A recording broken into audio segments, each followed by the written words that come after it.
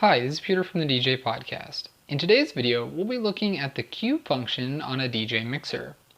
If you're not familiar with how a DJ mixer works, watch our previous video on the basics of using a DJ mixer by clicking on the link in the video description below.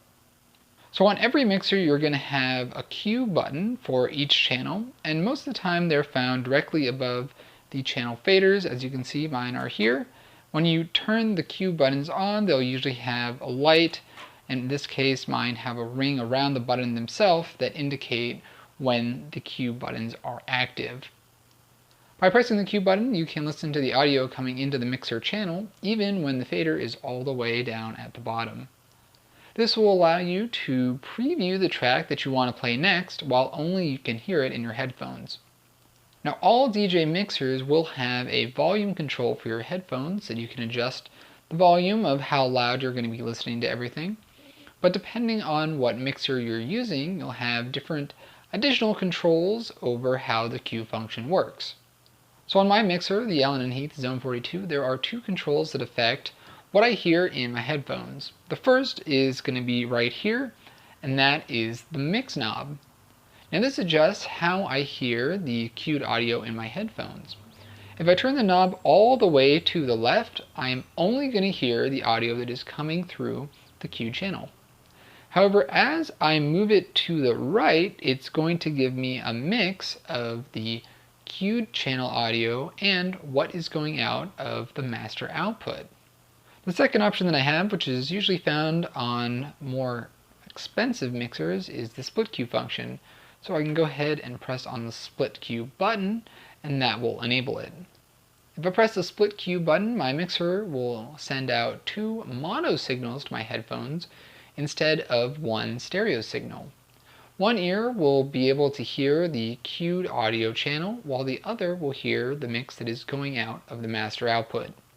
One thing that's really important whenever you step in front of a new mixer is to get accustomed to the way that the VU meters work with the cue function and the channel controls.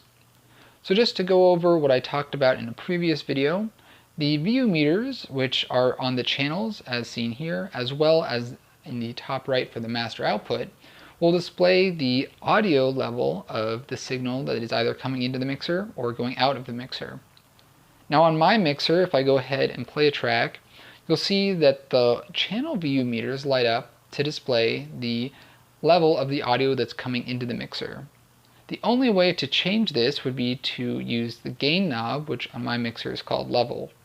If I go and change any of the EQ settings, you'll see that the lights don't change because it doesn't care about the level going out of the mixer. It only cares about what's coming in. Now if I want to see the level of that track going out to my speakers, I need to press the cue button. And when I do this, the master VU meters will light up in the top right. Now I can go ahead and use the EQs, and you'll see that the volume there reflects on the master VU meters. Now I talked earlier about the split cue function, which sends the cued channel to one of your headphones and the master output to the other. If I go ahead and press the split button, you'll see that one side of lights turns off, and that's because this is displaying the level of the master output, whereas this side is displaying the level of the cued output.